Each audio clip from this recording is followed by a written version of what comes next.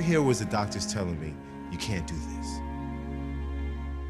Not only was my career in jeopardy, but my life was in jeopardy. I was paralyzed. I was almost dead.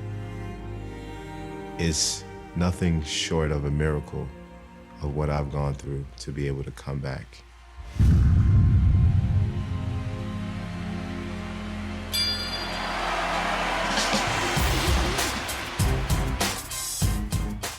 We are in my current gym, Star City Boxing Gym.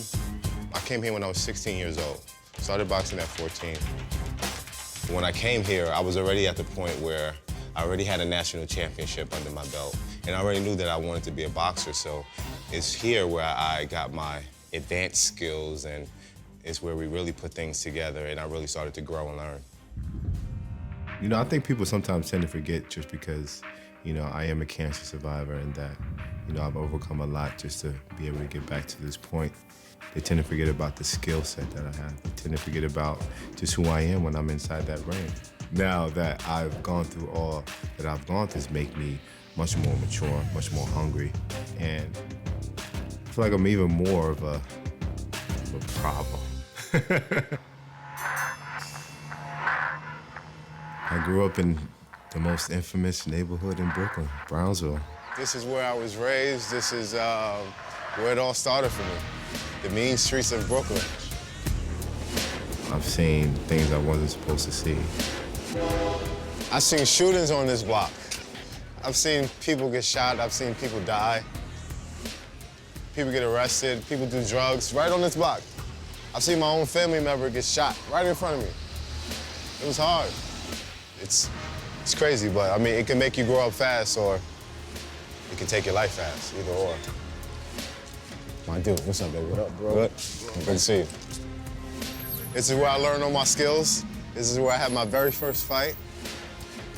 I mean, once my mom and dad broke up, this is the building that I moved to, so it's where my brother put my behind. What? It wasn't big at all. I mean, me and my brother shared a room. Actually, me and my mom and my brother shared a room, so it was a small space, 2-bedroom apartment. But, you know, we had everything we needed. You know, we had love, we had clothes. We didn't have the clothes we wanted, and we didn't have the material things we wanted, but we had everything we needed. And, you know, in an area like this, that's all you need. What's up, Jeff? So this is my building. Come. My grandmother was the most important person in my life. The #1 lesson she taught me was to put God first, and everything else will fall into place. Yeah, right here on the second floor, right here. It's a small 2-bedroom apartment. I just remember this always being out here. This used to be my place. You know, we had friends on the first floor. They were the Backstreet Boys. We were in sync. You know, we had a good childhood, you know. I was literally, you know, raised with my grandmother. Having strong women in your family growing up is essential to any child, you know, especially with the morals that I learned coming from women. You know, I'm not really a rough guy out there going in the streets, you know, I'm a in-home guy, calm, settle, that softness style, that loving, caring, nurturing style that my mom and my grandmother and the rest of my aunts taught me that follows to the man that I am now. Her passing impacted me deeply, very much so because she was my everything. You know, growing up with her was amazing. Sorry. Yeah. Boxing kind of kept me on the straight and narrow. It kind of kept me out the streets. It allowed me to, it protected me. It allowed me to have a safe haven and not only do what I love to do, but I mean, you know, learn a craft, learn a trade, learn something that can take my life to the next level and do good for myself. I met him when he was 14, 15. He was a quiet kid with a big smile, but he came in and he was working, and you could tell he wanted to be a fighter. He really wanted to be a fighter. We'll go see where I almost got bullied and where the fighter inside me grew. Let's go.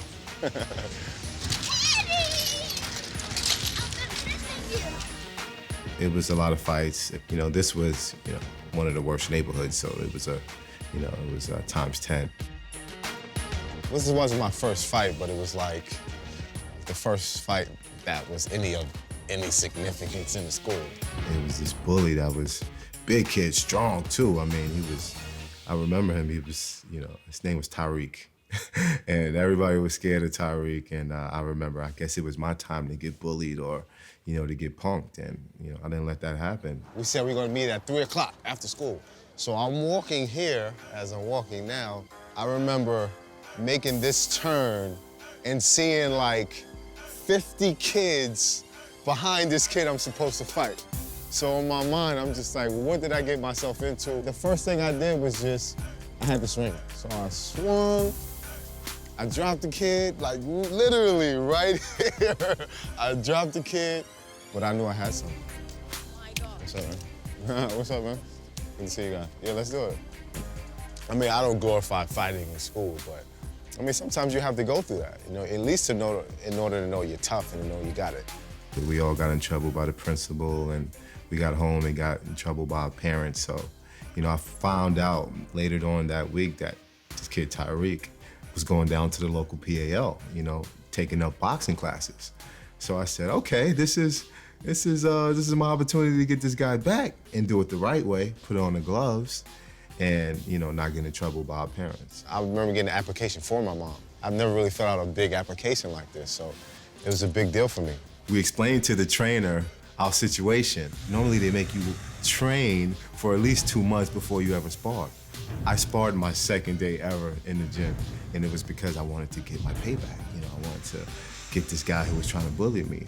And my second day ever, I beat up Tariq. He never returned to the gym, and it's been history for me ever since. We're cool to this day even still, and I see him, sometimes when I go back to the old neighborhood, but, it just goes to show you that, you never know who you pick on, and stop bullying, because that person that you pick on could be the next middleweight champion of the world.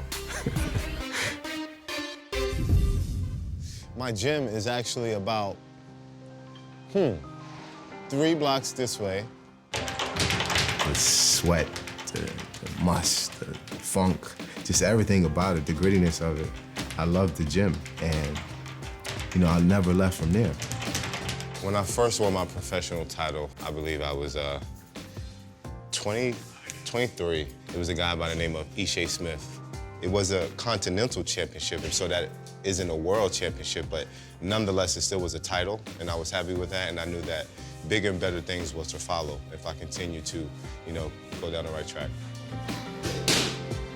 Brownsville had tough guys, and that's all we seen down in the gym. And when I went down and I first learned how to box, and I first learned how to structure myself and position myself, and just learn the sweet science, I started to test myself against these tough guys. So I knew what I had early on. I knew I had the talent. For his weight class, he was always tall. He had fast hands, and he could punch. So he had a wonderful combination of all the necessities to be a very good fighter. I think that first fight was, it was in Sunset Park, and it was a pretty big crowd. I remember being in there, being nervous at first, but then it's a certain type of focus that you have to have when you're in that ring. It's kind of like the Matrix, like you can see your punches in slow motion. So I started to learn that, and it was an amazing feeling because I started to see progression, victory after victory. When I won my 4th Golden Glove, a friend of mine by the name of Keith Conley, he said, "You know what, Danny?" He said, "You were so good tonight, I'm gonna call you the Golden Child." And that name has always stuck with me. The name Golden Child means to me as a young, hungry, up-and-coming amateur. When I think about it, I just think about, all the hard work and sacrifice and, determination it took to be at that level at that time. I feel like I've earned that name. What boxing provided for me was an outlet to be able to travel the world. And, from 15 years old, I got a chance to travel and see the world. The USA tour was a very memorable tour. You have celebrities go over and entertain the troops. We flew into Kuwait first, went to Iraq. We even stayed in Saddam Hussein's palace. During the tour, I remember just, getting really, really sick and really weak. We came home, they gave me emergency MRI. The doctor said, I don't know how to explain this to you, but I'm just gonna say it, like you have a massive tumor wrapped around your spine. It was the size of a handball. That's when it hit me. And that's when I knew that not only was my career in jeopardy, but my life was in jeopardy.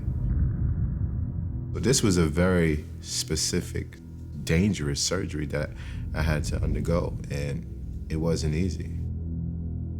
I remember waking up, and the first feeling that I felt was if someone completely bit my spine into two. To have a completely healthy guy at the time make a complete 180 and go from being a world-class athlete to immobile in a hospital with cancer, it was hard for me to grasp. All I remember was just the pain and thinking about if I could ever walk again, thinking about if I could ever hold my son and play with him and be a normal guy. It was very, very, very scary. I wore a poker face. I knew that I was the backbone. I knew that I was the go-to person. I knew that I played a really huge role. It was a huge responsibility. My mindset was that of a fighter, and the mindset of a fighter is to fight to the end. Lose is not an option, and that's eventually what I came up with. I didn't ever want to give up. I told myself that, if I wasn't going to get better, at least I was going to give it my all. There was plenty of doubts in my mind that I wouldn't be able to get back to boxing again, especially when the doctors tell you that, you can't box. I had my times where I cried, but alone. I never showed him, so whatever doubt he felt, I pumped that confidence back into him that he didn't already have. It was scary. Some people believe the doctor's words are golden, but, for me, being a golden child at that time, my words were golden, and I told myself that, I would get better. But we got over it, and we got to a place where we were able to make history. Golden Child will forever, for me, be a close chapter, because the nickname that I have now, I feel like it's the best. It's nothing short of a miracle of what I've gone through to be able to come back. I was very determined to put on a pair of gloves and enjoy dancing and boxing and being inside that ring. I wanted to prove to everyone, including myself, that I was back and that I was better than ever. I was anxious to hit something. All I could think about was my therapy, not being able to walk, to learn how to walk again. All these therapy treatments, all that played in my mind. And as soon as the bell rung, it completely went away, and I had a job to do. I was a little rusty at first, but I would say a minute into it, my punches started flowing, and It was his first comeback fight. He stopped his opponent in 56 seconds. He did what he had to do, and then we got ready for the next one. It's like, moment. like, I'm taking my career and I'm gonna do with that what I want with my career.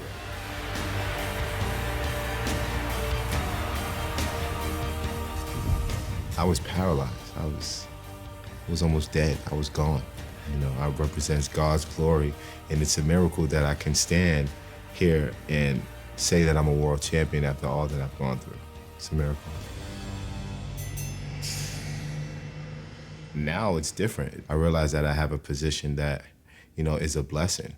I have a community of people who are going through very rough challenges that I overcame. To be able to show people that not only can you overcome cancer, but you can then do so much more after that. Now I have to work so much more harder to keep that title. I just feel like I'm the only person that can beat me. And the best me is yet to come.